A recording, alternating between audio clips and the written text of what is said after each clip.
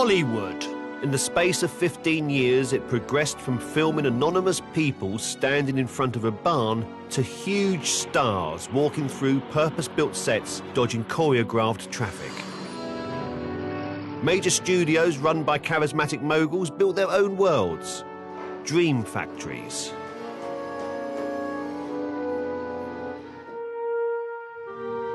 By the mid-1920s, the best films were getting better and better. The greatest talents were working here in Hollywood, both European and American. Film stars, directors, cameramen.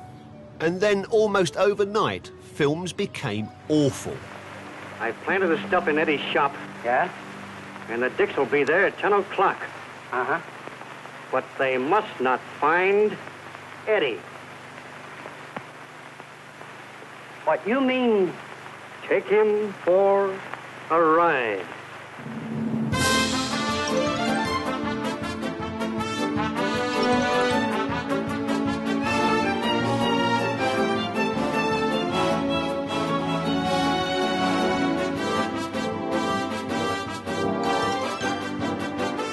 The silent film grew from simple fairground novelty into a sophisticated art form. But at the height of its power, the wheels fell off. The cinema industry was wrong-footed by the coming of sound. The introduction of talkies rushed filming techniques right back to basics. The visuals became subservient to sound. In times of revolution, wise heads are needed. And one of Hollywood's youngest and greatest producers, Irving Thalberg, who helped perfect the art of silent cinema, would steer the biggest film studio in the world through the traumatic change to talkies. And this is his story.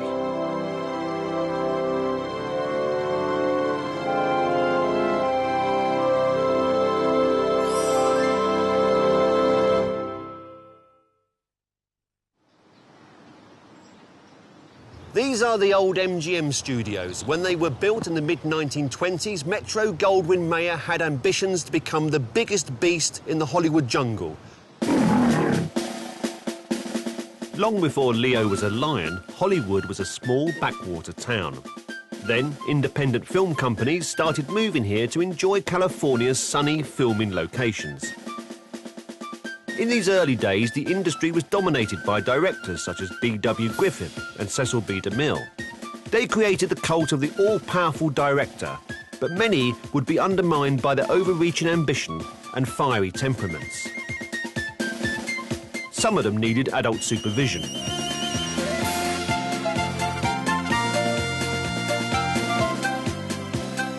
A new kind of figure needed a step forward.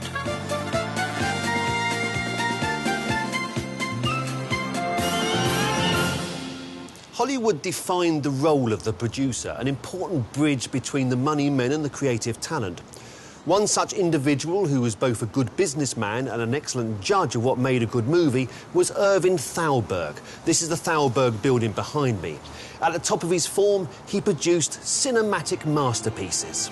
Picture Arts and Sciences, is a pleasure to present. Here is Irving receiving the Best Picture Oscar for Mutiny on the Bounty in 1936. Mr. Capra, it is obvious but nevertheless true for me to say that I am happy that Mutiny on the Bounty won this award.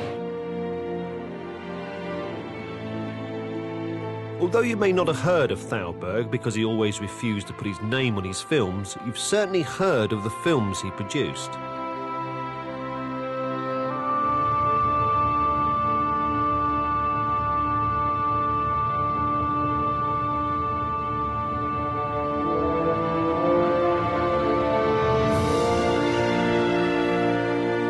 Irving Thalberg was from the East Coast and grew up in the turn-of-the-century tenements of New York.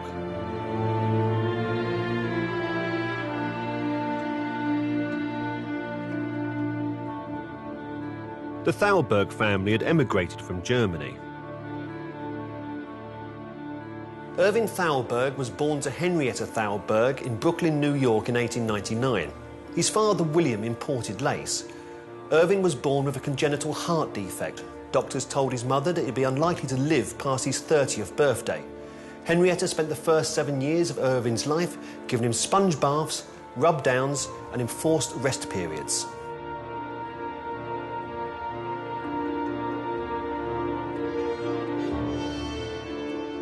Irving's health improved, although he was never what you would call robust. In his teens, he developed rheumatic fever and became bedridden for a year.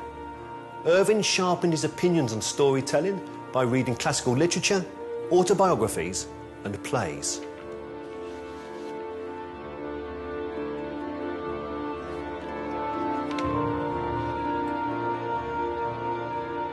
Thalberg gained his introduction to the film industry as an 18-year-old boy when he met the owner of Universal Studios, Carl Laemmle, on a family holiday.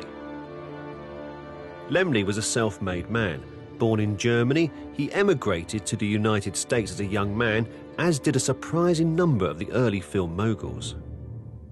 He hired Thalberg, whose evident talent quickly led the studio boss to make him his secretary. In 1919, Carl Laemmle took one of his regular train trips from New York to Los Angeles. On this occasion, he was accompanied by his new 19-year-old secretary. After 5 days, they arrived here at the Universal Studios. Thalberg impressed the boss of Universal with his knowledge and enthusiasm for the movie-making business. I spoke to Laemmle's niece, Carla, an actress at the Universal Studio, about what impressed her uncle so much about Thalberg. What was it about him that made him special? Well, he seemed to be very aware of everything going on, and he seemed to be on top of things and just manage things. He was very, very gifted. And he was so young, so young. He was astute, that was all. He just had it. Universal's output of low-budget westerns, melodrama and short comedies needed shaking up.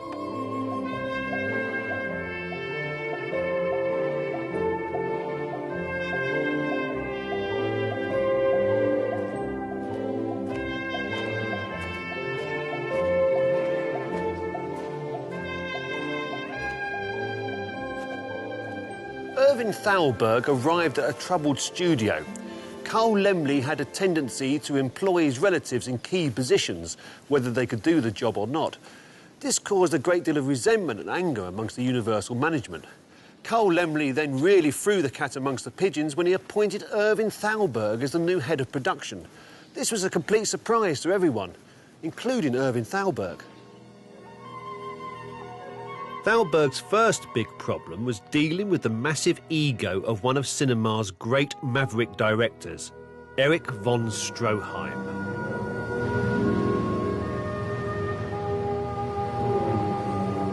Von Stroheim, like so many other players in our story, was a European immigrant who arrived in America seeking his fortune. At the Ellis Island Immigration Centre, all the records of these arrivals can be viewed online. First, type the passenger's name. Let's see if we can track Eric down. There's his name there, Stroheim, but Eric Oswald. There's no Von at that point. Eric Oswald Stroheim. He kept quiet about the Oswald, I think. And it says here about his distinguishing feature. He's 5'5", but he's got a cut on the forehead. Born in Austria. Arrived November the 25th, 1909. But no, that's definitely our man. Eric got himself a job assisting the renowned director D.W. Griffith. Eric was an expert on uniforms and was employed as a military advisor. By the time America entered the First World War in 1917, Eric had risen through the ranks to become a noted character actor. He was advertised as the man you love to hate. Audiences were horrified by his sadistic roles. Here he is in the heart of humanity, a gruesome World War I propaganda film.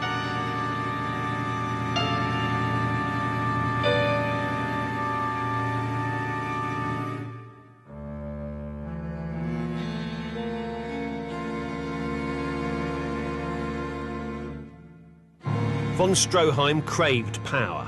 If he hadn't made it in Hollywood, he would undoubtedly have become a dictator of a small European country.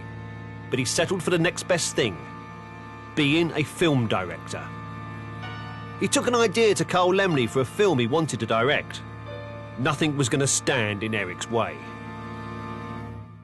They spoke through the night. Cole agreed that Eric could write and direct the film for nothing and be paid $200 a week to star in it. The film was made for $42,000 and made a profit of $1 million.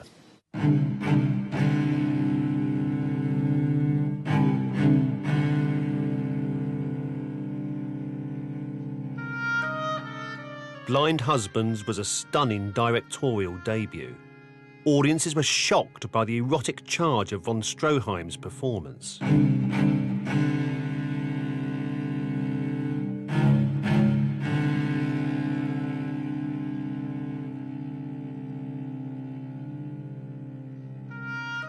In the film's climax, terrified by a stuffed vulture, he falls off a mountain. I believe you did a screen test once for Erich von Stroheim. Oh, I did. Can you tell me about him? Was he a severe man or a humorous man? Not very much humor. This is supposed to be war! Death! Hell! Destruction! Nada stand this good picnic! He was such a talented man, but he wanted everything to be actually perfect and genuine. I mean, something that you don't need, something like ruffles on the underpants, and Yes. my uncle thought that that was going too far, you know? You don't need to do that in a movie. And he would have, if people in the background were drinking champagne, he'd be giving them genuine champagne. Oh, well, I didn't Vintage. hear that, but it's most likely that that was true. For his next film, Foolish Wives, von Stroheim created a full-sized reconstruction of the plaza in Monte Carlo on the Universal backlot.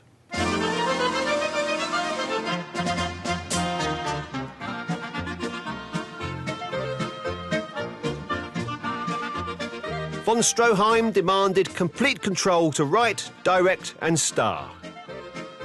Here he is up to his old tricks again.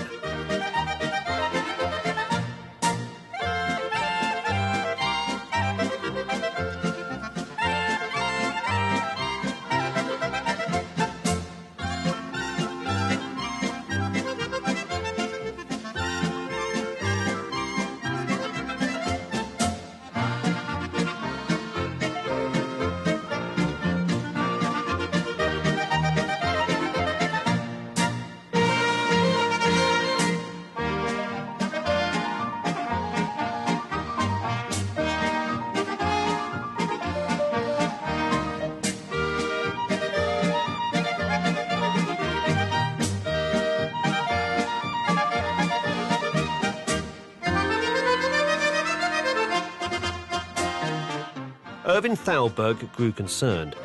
Eric was a brilliant director, but his budget was out of control. Thalberg demanded that Eric stop filming or he would be fired. Eric replied that if he was fired as director, Universal would also lose the star of its film. Thalberg backed down. Foolish Wives premiered a few months later. It made more money than Blind Husbands, but as Thalberg pointed out, most of that profit was eaten up by von Stroheim's outlandish production costs. Von Stroheim's image was ripe for parody. Here's Ben Turpin.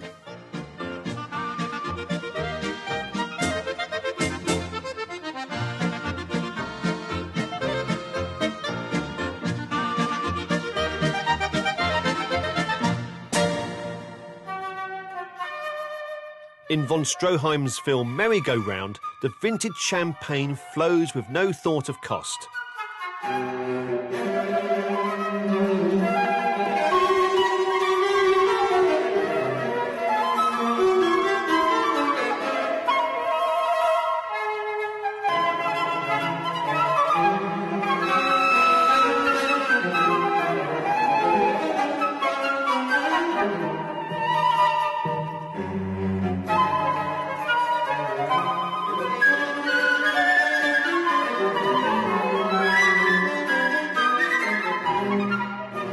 Thalberg summoned Stroheim into his office. Eric said, "You can't throw von Stroheim off a von Stroheim picture," but Irving replied, "You're not starring in this film." He sacked the director. This was a pivotal moment in Hollywood history. Von Stroheim was a huge star and a big-name director. Von Stroheim believed the film was his, but Thalberg said no. The producer was king. Merry-Go-Round was completed by a Universal staff director, exactly as instructed.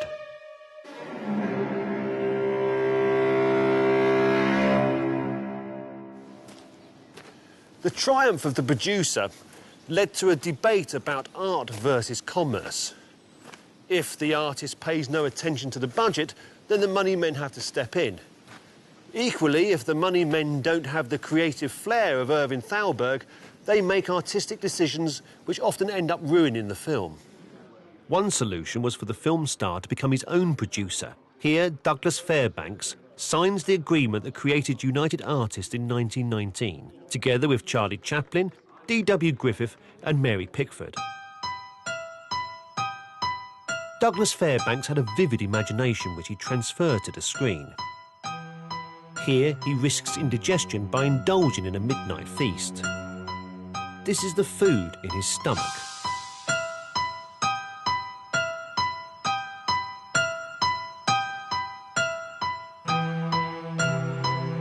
Later, bad dreams predictably arrive.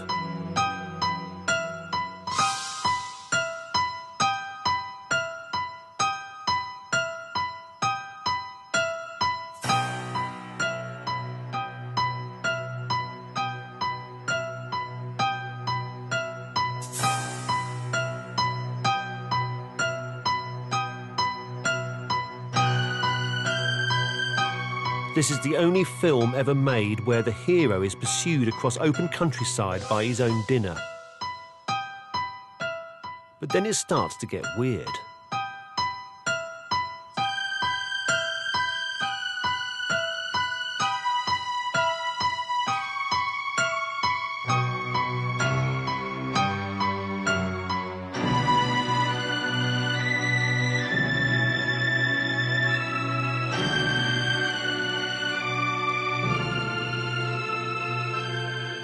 Filming the impossible was a daily occurrence in silent cinema. Comedy became increasingly more surreal.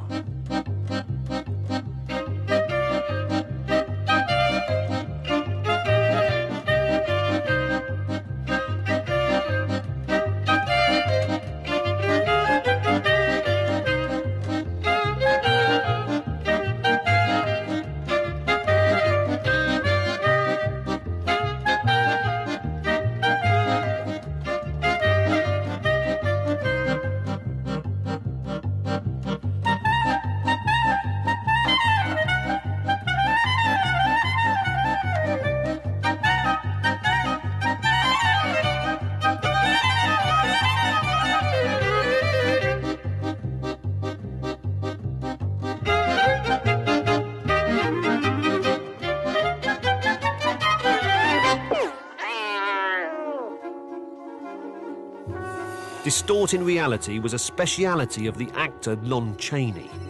He could radically change his appearance to a frightening degree.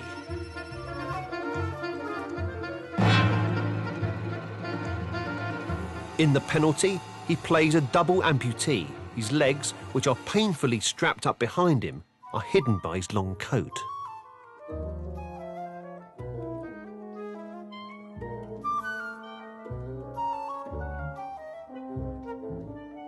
Irving Thalberg greatly admired Lon Chaney's dedication and believed he would be perfect casting in the title role of one of Irving's favourite novels. Chaney's elaborate makeup and his physical transformation into the Hunchback was astonishing.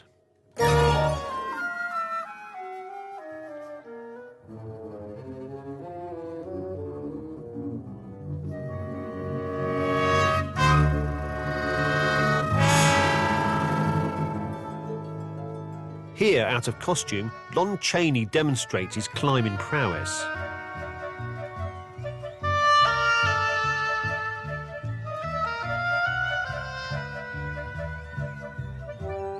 The Hunchback of Notre Dame made a fortune, which Carl Laemmle, as Universal's boss, refused to share with Thalberg, who remained on a fixed salary. The boy wonder was not happy. It was clearly time to move on. There were no shortage of offers for Hollywood's Wonder Boy. In early 1923, Irving Thalberg became the head of production at Louis B. Mayer's studio. Within a year, Mayer had been bought out by Marcus Lowe, who owned the cinema chain. He merged 3 companies, Metro, Goldwyn and Mayer. Louis B. Mayer became the chairman, and Irving Thalberg became the head of production at MGM. The Hollywood mogul Sam Goldwyn was not part of Metro Goldwyn Mayer, but he was a close friend of Irving Thalberg, who he admired greatly. He admired how his education and how he'd used it. That he said he had one advantage that my father never really had to that, or anybody had to that extent. That he'd say, Irving doesn't just make pictures, he remakes them. That might mean bringing a new writer in and rewriting it, changing directors, changing cast. But if he had a story that he believed in fundamentally, he stuck with that story, and then he looked for the best way to keep doing it and doing it. And that was one of the reasons for the, A, why the films were successful, and B, why they were able to develop so many stars, because the roles were good, and if they weren't good, he kept reshooting.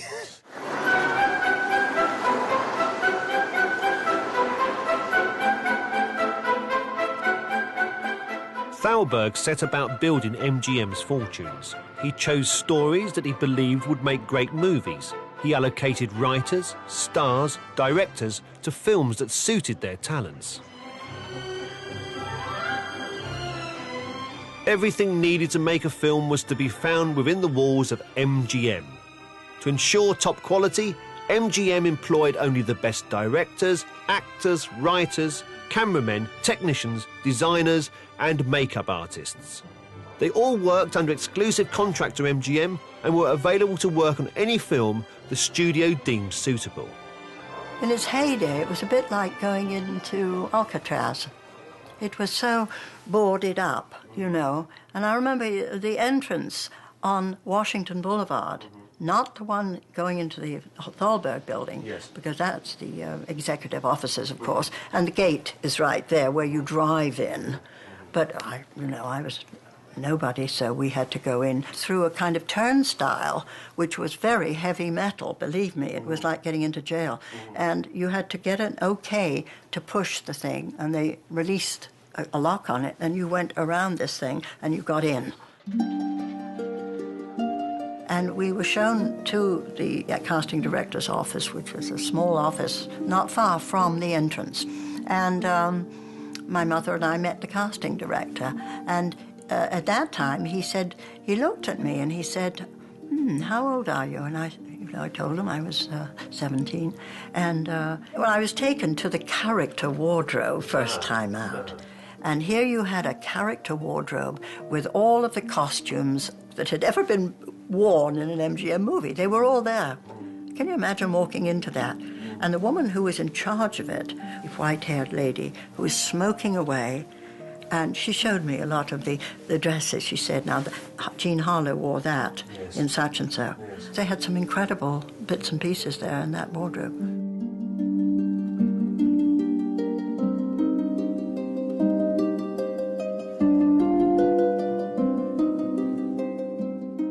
So they had a massive wardrobe department. They had, I was reading the other day, that it even had its own foundry, so they could... Yeah, they did. They could make anything. Yeah. But they usually got the Italians to make the boots and shoes. They did the tailoring. They did have a tailoring department, but it was all Italian tailors. I remember that. That was an era of a certain naivete, I think, too, where people wanted to be kind of carried out of the humdrum experience of their own lives and fooled into thinking that there was something better out there, and they could find it in the cinema.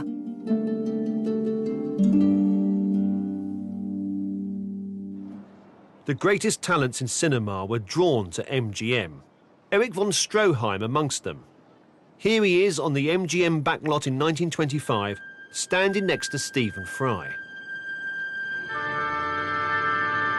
25-year-old Irving Thalberg found himself in charge of the richest, newest, biggest film studios in the world. He'd inherited one problem from Goldwyn Films, and that was a production that was currently filming in San Francisco. Its director was Erich von Stroheim. The old adversaries met once again. This time there would be a decisive knockout. Greed, the greatest film you'll never see. A film about humankind's lust for gold.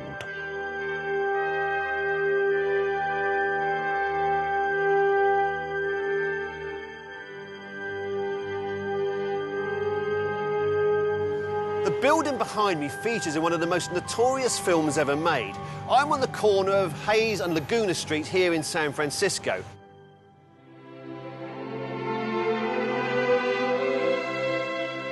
Erich von Stroheim shot interiors for his extraordinary epic Greed in this very building.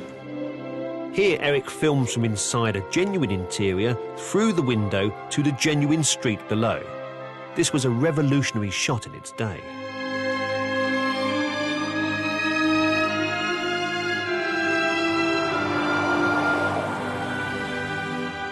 Greed was the latest product of von Stroheim's passionate vision. He spent 7 months filming in San Francisco and Death Valley.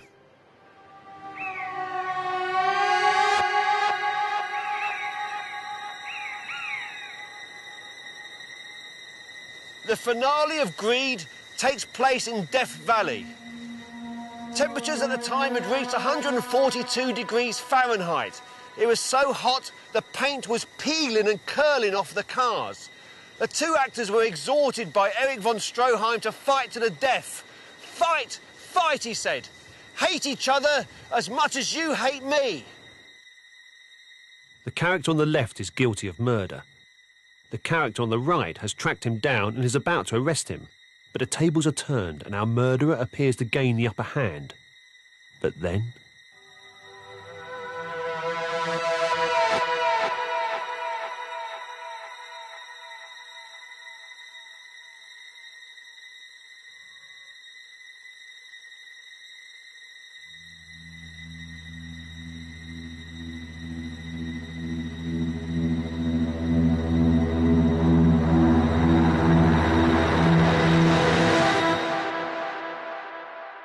Erich von Stroheim finished filming in October 1923. He'd spent over $500,000.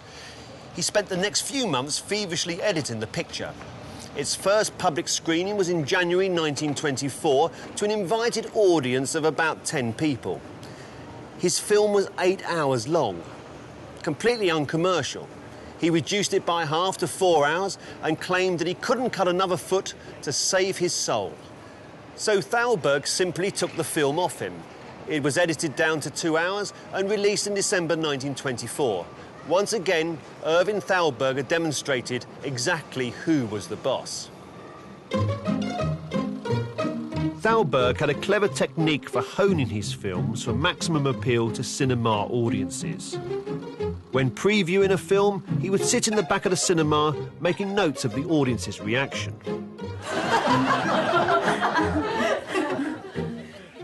Irving Thalberg would not release a film until it was shown to test audiences. Films were edited or re-edited according to public reaction. Reshooting sequences were so common that MGM became known as Retake Valley. Irving Thalberg believed that no film should be released until it was as good as it could possibly be. His motto was, films aren't made, they are remade.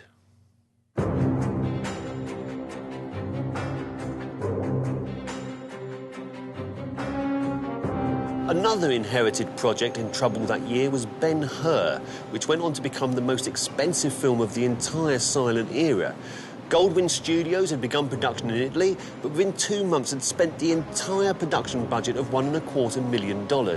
Because the sets had already been built there in Italy, Louis B. Mayer and Irving Thalberg decided to continue filming, but they got rid of 3 key personnel: the writer, the star, and the director. Thalberg still wasn't happy with the footage that was being sent back. With costs escalating to $3 million, Thalberg knew that if Ben-Hur was a flop, it would destroy MGM Studios. He especially found the climax of the chariot race unexciting. Thalberg decided to bring the entire production back to Hollywood, where he restaged the chariot scene at a cost of $300,000.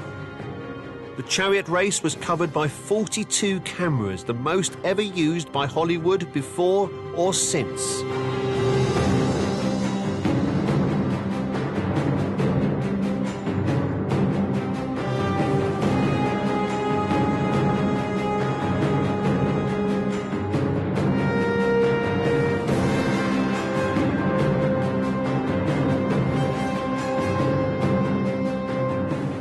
Working around the clock, Irving Thalberg personally supervised the editing of Ben-Hur. This was an important picture. It needed to be ready for a Christmas release, and the very future of MGM as a studio depended on its success. The strain was enormous. Irving had a heart attack. Whilst recuperating and bedridden, he continued to edit the picture.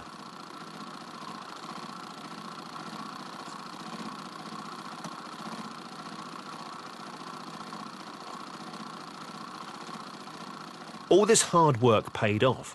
Ben-Hur was a massive box office hit, although Irving was too ill to attend the premiere. Thalberg understood Hollywood better than anyone. He knew that a studio's greatest assets were its stars, and he took great delight in creating new ones. When he heard that a relatively unknown actor called John Gilbert was receiving sackfuls of fan mail, Thalberg astutely cast him as a handsome prince in The Merry Widow, transforming him into the newest, biggest star in town.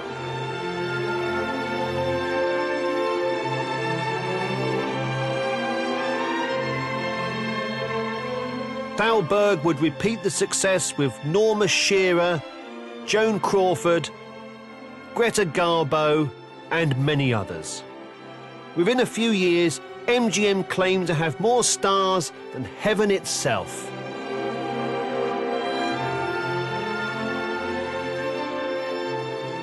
Thalberg's productions packed cinemas throughout the country. By 1926, Wall Street had invested over $2 billion into the American film industry, the majority of which went into building new cinemas. And with good reason, because at this time, 60 million Americans went to the movies every week. Irving was a young man at the very top of his profession. He created new stars that the public adored. Everything he touched turned to gold. The future seemed assured. But the future doesn't always do what you want it to.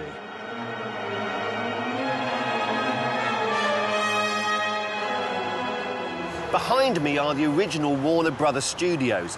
At the beginning of 1927, they were not a particularly big concern, but by the end of that year, they had revolutionized the motion picture industry and had struck fear into the heart of every other filmmaker in Hollywood.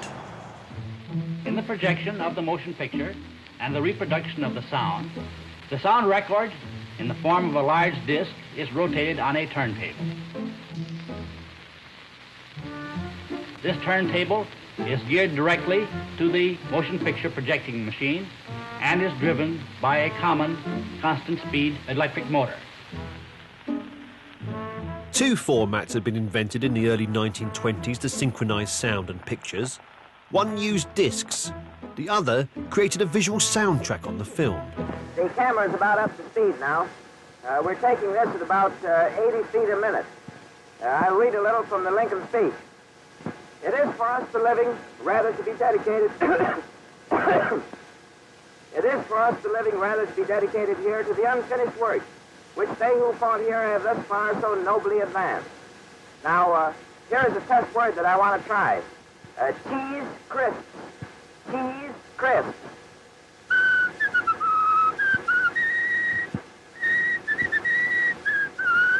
All right, EI, you can shut the thing off now. Yeah, shut it off. EI, will you please shut the camera off? Warner Brothers were in a strong position to exploit this new technology as they had invested in a dramatic 1920s expansion of radio in America. For the first time, Americans could tune into music and speech broadcasts in their own home. Warner Brothers, realising the publicity value of this new medium, installed their own radio station here at the studio. Radio KFWB was run by Sam Warner. Sam used the station to publicise his studio's films and sometimes included a feature where listeners could hear the sounds of films being made. Let's hit your lights, Ernie. Okay. Sam wondered why radio listeners could hear his actors, but cinema goers couldn't. He knew that the technology existed. All right, everybody quiet, please. After the bell. After months of badgering and dozens of tests, he persuaded his brothers to let him experiment further. All the time in the tropical climb away to do that phony dance. This is the first time that I've ever addressed a large number of people without being scared half to death. Quite a few people have asked me if I would not explain how this system of talking movies works. I will endeavor to explain in as few words as possible. Most of you probably have never seen a piece of moving picture film. Here is a piece of the standard film. I will hold it against my white shirt front, and I believe you can see the outline of the picture. Maybe you can make out the pictures. Now, right along here is where we photograph the sound on the film, right next to the main picture. I'm going to play a piece on the mouth organ.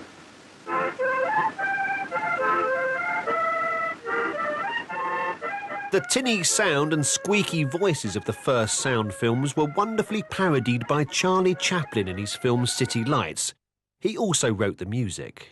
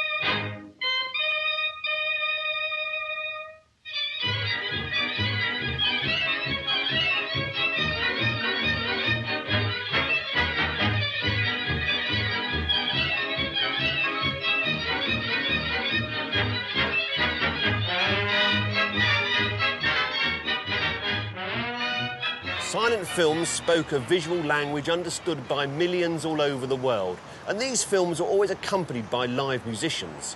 But silent films were about to become obsolete. Warner Brothers had kick-started the manic rush into talking movies. They had nothing to lose and everything to gain. If Warner Brothers could make sound films commercially acceptable, they would have a head start on all the major studios. But having to record sound took filmmaking right back to its very early days. A camera that didn't move, filming popular novelty acts. These films were test films, never released to the public.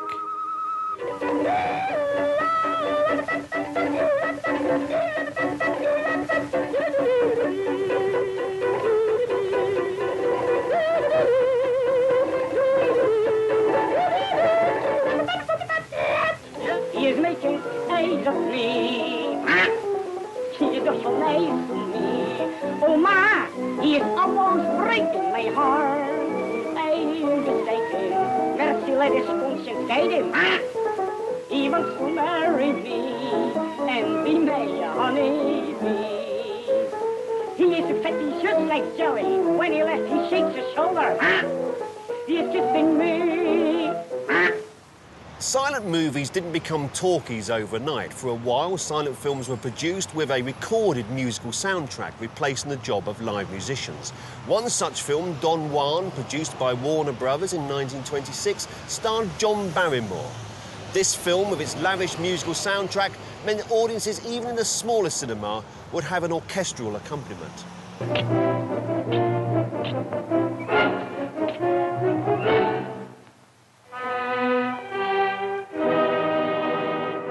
Barrymore played the eponymous hero. The perfectly synchronised music thrillingly accompanied the action.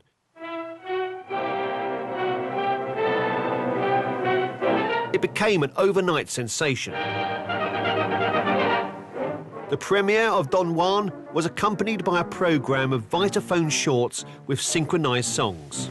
When the Rangers come to town to settle up or settle down, they're in their heyday, because it's payday. And a message from Will H. Hayes, the president of the Motion Picture Producers and Directors Association, with references that might surprise you. Today the screen presents pictures that walk and talk and act and think. There is color to give them vividness and life.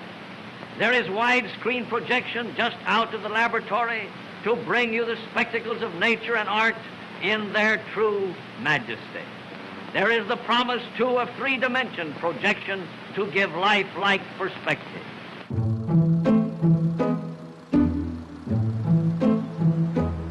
The writing was on the wall for Thalberg and his vast operation at MGM. None of the studios, cameras and cutting rooms were equipped to handle sound. But of course, Thalberg hadn't seen anything yet.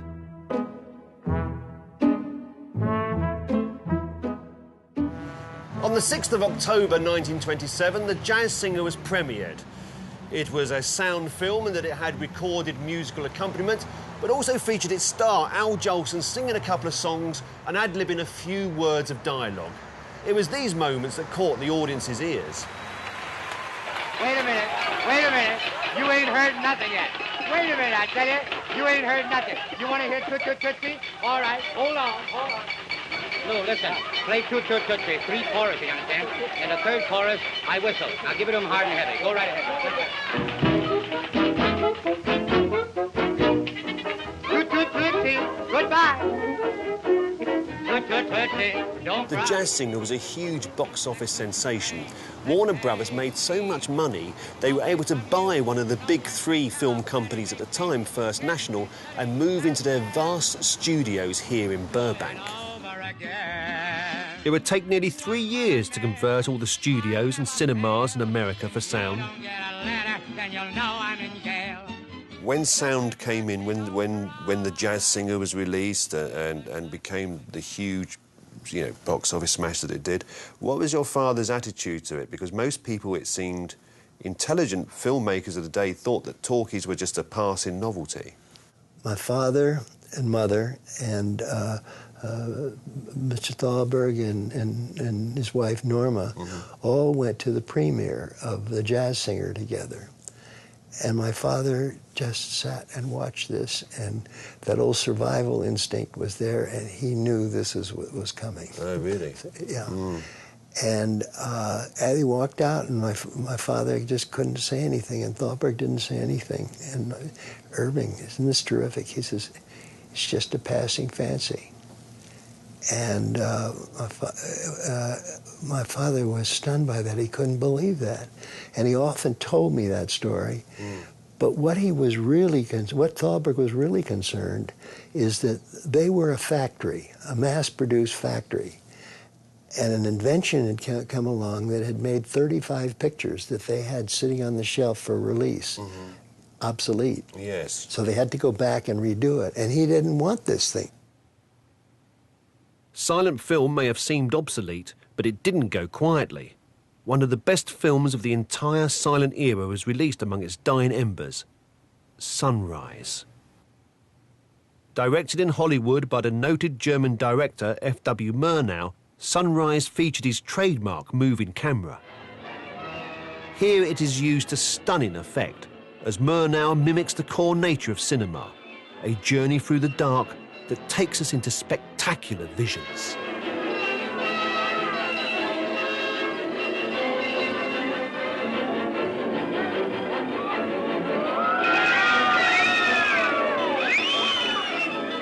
Irving Thalberg, like so many other wise heads at the time, dismissed the talking picture as a passing novelty. It's easy to see why he thought this. By the mid-1920s, the finest films of the silent era were being made. Not just big box office hits, but also prestigious experimental films. One such movie was The Crowd, produced by Irving Thalberg and directed by King Vidor in 1928. This was not a star vehicle. In fact, its subject matter was literally a face in the crowd.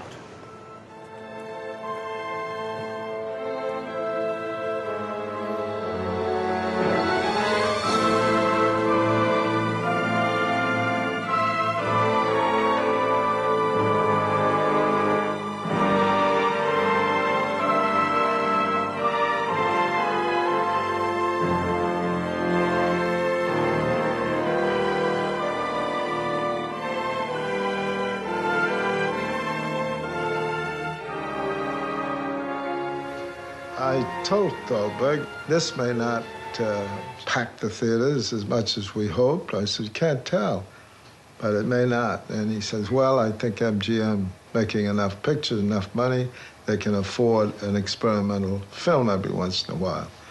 It'll do something for the studio and would do something for the whole industry. So that was a pretty good attitude for a top production executive.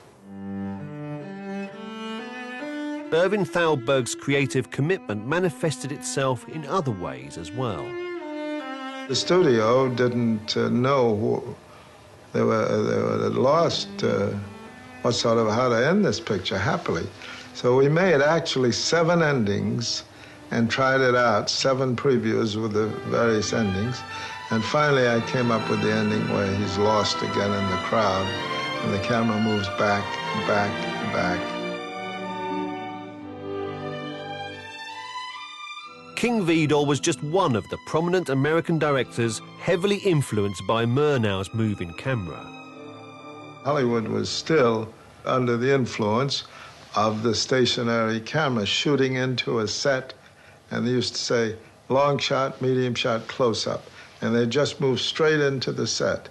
That was the way a lot of fellows were working, or had been working, and continued to develop. Just camera stop, move up to a closer shot, move closer, without panoraming the actors through the set, without following them, without moving up with them, moving the camera up. And I remember producers saying, God, don't keep moving the camera all over. I don't like it. I get dizzy. I planted the stuff in Eddie's shop. There was no chance of getting dizzy with the static camera work of the early talkies. But they must not find Eddie.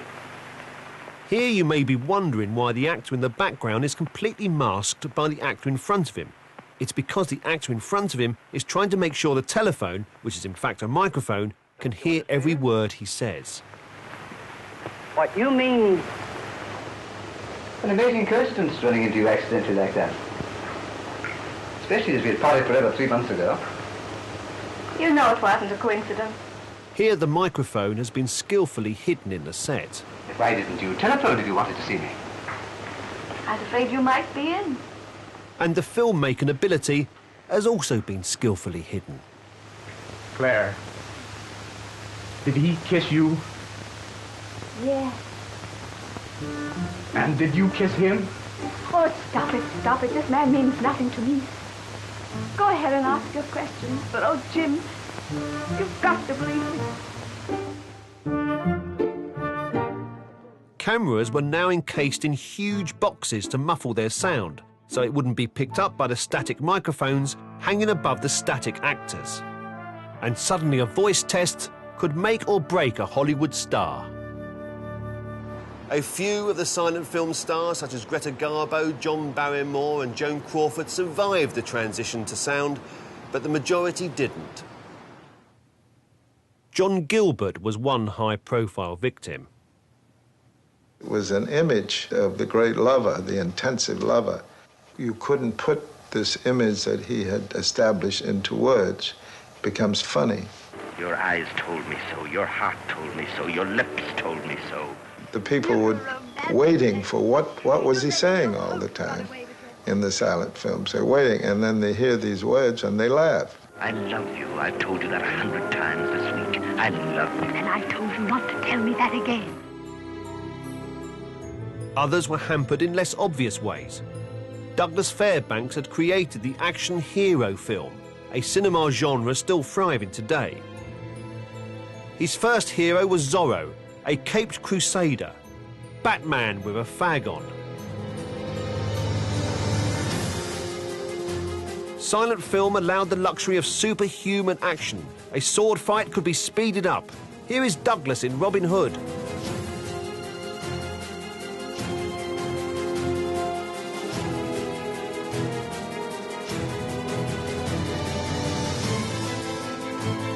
Audiences were stunned by the sheer scale of the production. In The Black Pirate, Fairbanks brought a new dimension to the screen. Technicolor. Critics compared scenes in this film to paintings by the old masters, but visuals were no longer enough. Sound had arrived. In Fairbanks' first sound film with his wife Mary Pickford, he was more or less rooted to the spot. Let him that moves thee hither remove thee hence. Oh, come, Kate, come. You must not look so sour. It is my fashion when I see a crab. Here's no crab. Come, Kate, come, sit down. Fairbanks is deprived of exuberant movement, but he still manages to inject some into this scene.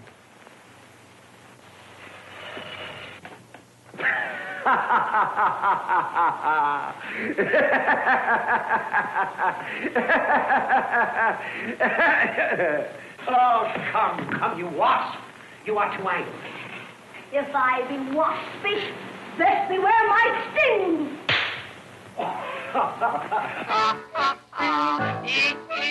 Erich von Stroheim embraced sound in a way you would never guess. My dose all spent, and my best gal said so long. I'm laughing. After a year and a bit, sound films improved dramatically. Filmmakers rediscovered cinema and were no longer a slave to the microphone. Comedic performances were enhanced by well-written dialogue. I was reading a book the other day.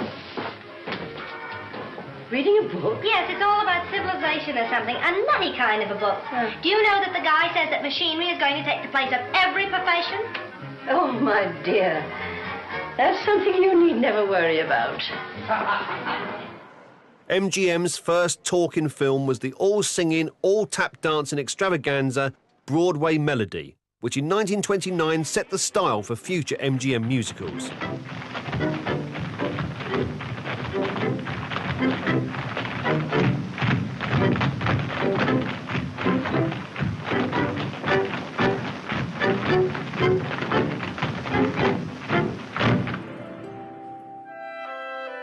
Another talkie that year was the Hollywood Review of 1929.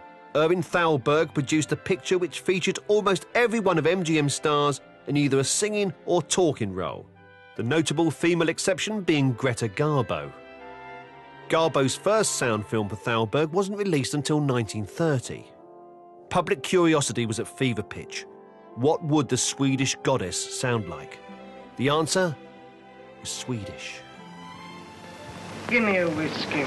Ginger ale on the side.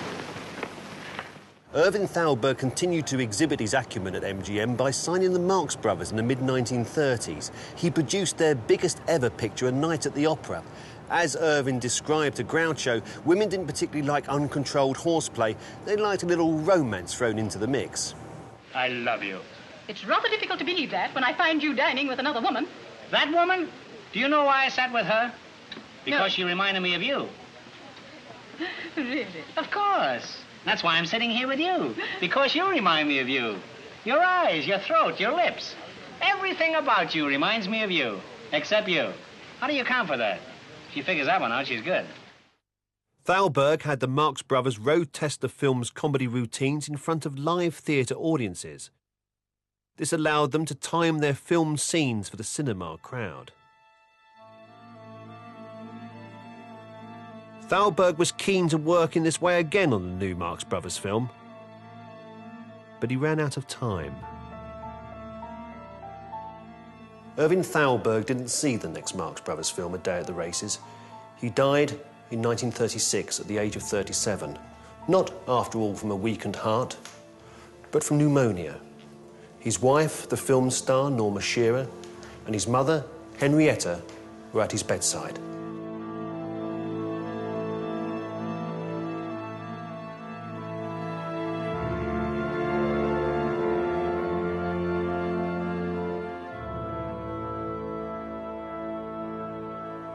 MGM employed the factory system to make their films, although Irving always found time and room for the personal, artistic movie. Films that didn't insult the intelligence of the audience. He believed in the power of the story and also making films as good as he possibly could. But for now, the young man in a hurry, he'd reached the finish line.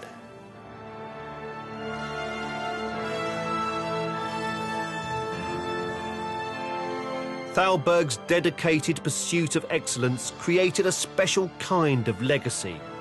The best of his films are as enjoyable now as when they were made, and his insight, skill and dedication made MGM the gold standard for the industry, not merely in Hollywood, but throughout the world. Amidst the studio system, Thalberg stood for individuality, for the higher aspirations of filmmaking. Irving Thalberg always believed cinema could be art, and the past 100 years have demonstrated that. Cinema is now well into its second century. When it began in 1895, moving photographs on a large screen were considered a sensational novelty. But now the moving picture is everywhere. Compact devices which access the internet give us a vast visual library that we can carry around in our pocket. But the ubiquity of the moving photograph does not mean the end of cinema. As human beings, we like to sit in audiences, having the communal spirit, being entranced by the story, laughing at the same gags. As long as cinema entertains, then we will be entertained by cinema. Tut-tut-tutsie, goodbye. Tut-tut-tutsie, don't cry. That choo-choo train that takes me away from you. No words can tell how sad it makes me. Kiss me, tootie, and then do it over again. Watch for the mail, I'll never fail. If you don't get a letter, then you'll know I'm in jail. Tut-tut-tutsie, don't cry. Tut-tut-tutsie, goodbye.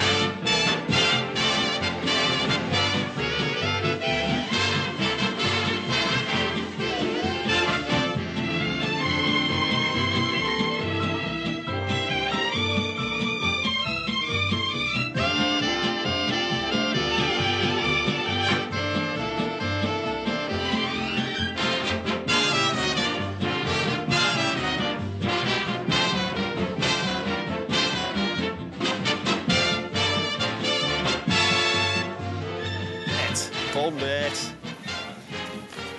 Do you know there are various composers that fit various parts of the country? For example, Liverpool is Wolfgang Amadeus Mozart. Cardiff is Johann Sebastian Bach. Birmingham is Rimsky-Korsakov. The Irish is Beethoven. And to move to the philosophers for Newcastle, Schopenhauer. And that don't mean how long you got to do your shopping. Goodbye, Tootsie, goodbye.